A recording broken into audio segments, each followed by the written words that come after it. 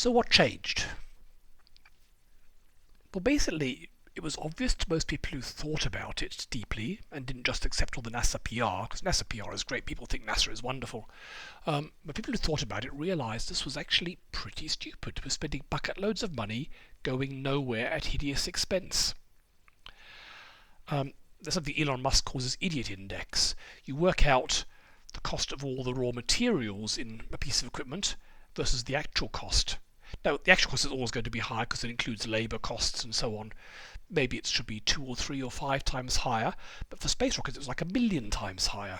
So that's what he called his idiot index. It tells you these things were built by idiots.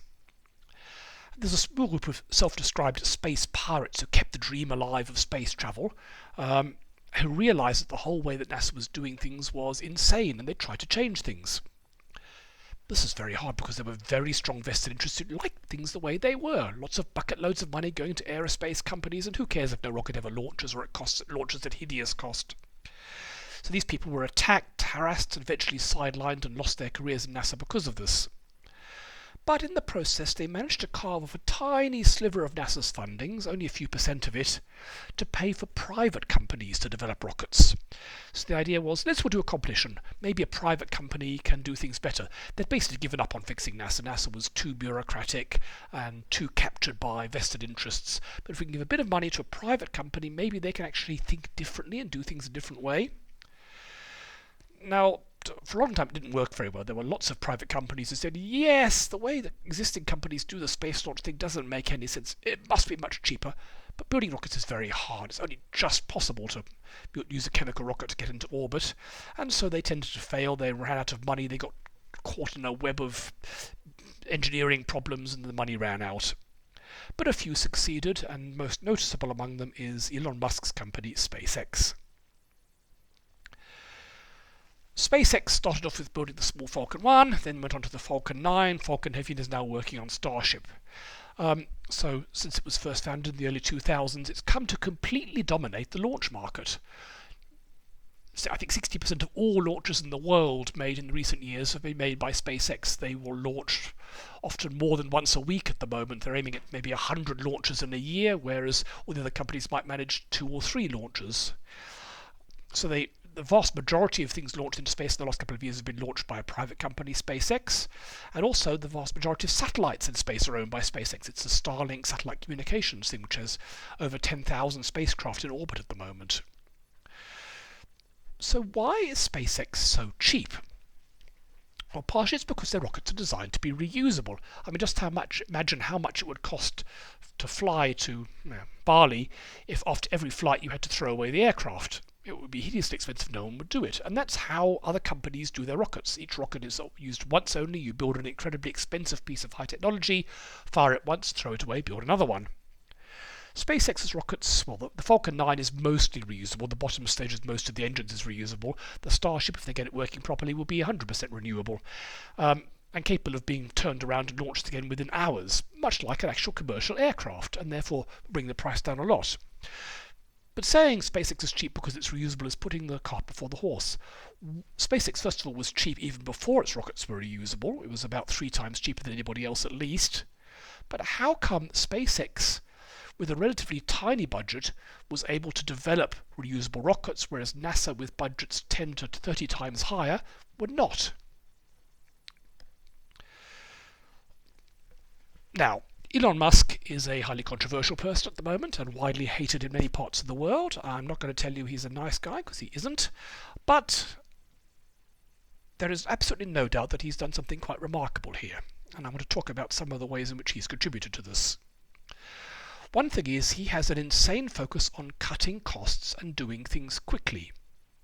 He's famous for setting deadlines. We're going to launch to Mars in a year and a half, is his latest one, or we're going to whatever it is, it's incredibly ambitious and unrealistically fast. So he gets a lot of flack for promising the undoable, but it's a deliberate policy. I don't think he seriously expects to do things that fast, but he wants to keep a sense of urgency. He has to keep his company acting like a small startup. many companies, when they're small startups with only a few people, have this incredible sense of urgency. We've got to build something fast, otherwise we'll collapse. But then as they get bigger and they have thousands of people and bureaucracies and so on, they lose their sense of urgency. Whereas Elon Musk definitely keeps a sense of urgency. He regularly sets impossible deadlines. They're missing them. But the people in SpaceX always say, yes, we always miss our deadlines, but we still do things 10 times faster than anybody else, even with missed deadlines. It's just Elon Musk wanted us to do things 20 times faster than everybody else. He also has extreme focus on doing things cheaply. So when they were building a factory, he'd say, well, can we borrow a spare one from somewhere else? Do we really need reinforcement in the concrete? Why not just pour it? Often a contractor will say, we need a bid for someone to build a new piece of framework for us or a new tank or something. The bids will come and he said, no, that's too expensive. It should cost less than that. We'll build it ourselves. So they build a lot of things themselves that other companies contract out simply because the contracting out was too expensive. And this is quite odd. Any company, when it gets large, tends to become a bit flabby about remorseless contract price cuts. But Elon Musk, by being nasty and aggressive and threatening, somehow manages to keep the company in a sense of urgency about meeting these impossible, ambitious deadlines with no money. So how do you staff a company like that? I mean, SpaceX, despite Elon Musk, gets good staff because of the chance to do amazing things. Sure, you can go and work with NASA and spend forever working on a tiny component of a rocket that will probably never launch, or if it does will cost a fortune. Or you can go and work in SpaceX. You'll be working in a very small team with really good people, and you actually get to build amazing rockets. So at least for young people, that's often a real draw card. Sure, it's going to be hell. You're going to be working 100 hours a week, so you're going to be bullied by Elon Musk, but you're doing amazing things. There's no work-life balance. Everyone who works there thinks they know they're going to burn out. Their marriage may collapse. Most people will last maybe 5 or 10 years there and then get out for something else because they just can't cope with it anymore. And even the people who stay there know that sooner or later Elon Musk is going to turn on them and sack them. So it's not a place you have a lifetime career on, but it's a chance to do something amazing and work your butt off. And there's something to be said for having a small number of really good people and working them really hard. Now, in principle, working 100 hours a week should only get you twice as much work done as working 50 hours a week, and maybe less because people are tired and not doing their best. But there are overheads in having a large number of people working less hours. Every time you've got 3 people doing a job rather than one, they have to communicate, they lose time communicating. Whereas having everything in a small number of brains that are working really hard and really good people minimizes the communication. It makes everything work much better together. That seems to work. And there are lots of other things they do. They clearly did not invent rocket technology. Elon Musk read every book there ever was and picked the brains of everybody. So they're building on what was done before. They weren't doing this from scratch. One thing they do is very hardware-rich engineering. They build too many of everything, so they've got a whole bunch around in the labs. For example, they build hundreds of Raptor engines, the engines that went into Starship, and they'll regularly blow them all up. They will try one after another, and they expect to lose lots of them. Hardware-rich engineering means when something blows up, they've got another one to hand, so they can try another one immediately rather than wait around while they build another one. It seems wasteful to the budget people. Why do you need 75 engines? Well, it's probably because we're going to destroy 54 of them in the process of testing, and we don't want to waste time. It's important to be fast, because the slower you are, the more salaries you're spending. Everything has to be fast to keep the budget down. They have a very experimental approach. Someone like NASA or the conventional companies, it's got to work first time, which means that you don't want to try anything radical. For example, let's say you're building a bolt to screw things together. You want one that's been tried in space before. And you want a lot of documentation, so you'll know where it was cast, what temperature it was cast at, where the metal alloy came from, which mine it came from. There's a paper trail all the way back. This is what's called being space certified, but only a few companies can go to the bother of coming up with all this. So you can't just go to your hardware store and buy a bolt for a rocket. You have to buy one of the ones at enormously inflated costs from one of the few companies that goes to all this paperwork of doing these things. Well, SpaceX will just buy something from a hardware store, fraction the price. Yeah, it's a bit risky, but you try it. You see if it blows up. You launch a few things, and some of them do, and you don't use that one again. Also, if your rocket's got to work first time, you're going to be very conservative in the design. You might have, because there are a million things that could go wrong when you launch a rocket. Whereas SpaceX can say, sure, there's a million things, and one of them will go wrong, and we'll just see which one goes wrong, and we'll fix that one, rather than try and make every possible thing bulletproof. And this is a much cheaper approach. The third flight of the original Falcon, for example, they had a list of the top 10 things that went wrong. And it was actually number 11 on the list that went wrong and blew it up. But then they learned that thing, and the next flight worked. So by doing lots and lots and lots of tests and expecting to lose a lot of rockets and have them blow up, you can find out what really goes wrong. Actually, it turns out this is safer than the bureaucracy approach. SpaceX is now regarded as a very safe way to get astronauts into space because the rocket they launched them on has been launched hundreds of times.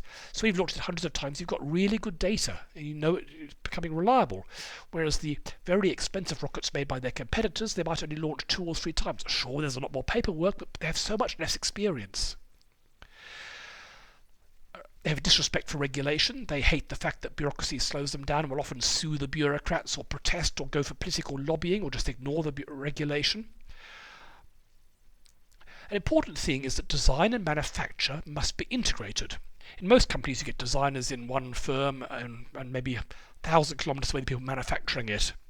SpaceX, the officers of the people actually doing the design, at least in the early days, were right in the middle of the workshop. So as they walk to and from their desks, they're going past welders and engineers winching bits of metal around. These people have to be talking all the time so that what you design can actually be manufactured. So if there's a trouble with manufacturing, they can go back to the designer. One of their ideas is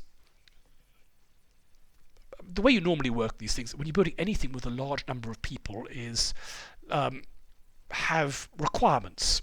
So for example, someone can say we need a nozzle, and they'll have a list of requirements. The nozzle must work in this temperature and do this, and then someone else will try and design it.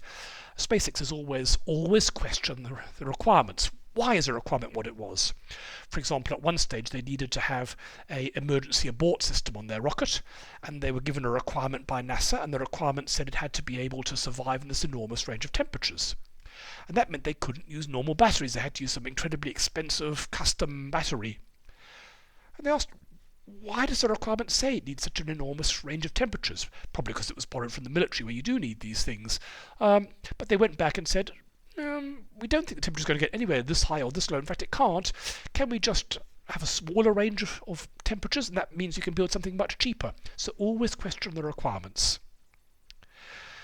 They have a CEO, Elon Musk, who understands both finance and engineering. In most companies, they're two different people who often don't talk to each other very much. So he can make decisions immediately. Yes, this is worth spending money on. No, you've got to do this a cheaper way. And of course, it's a blind measure of luck. SpaceX could easily have gone belly up if their 4th rocket had exploded. Luck comes into it.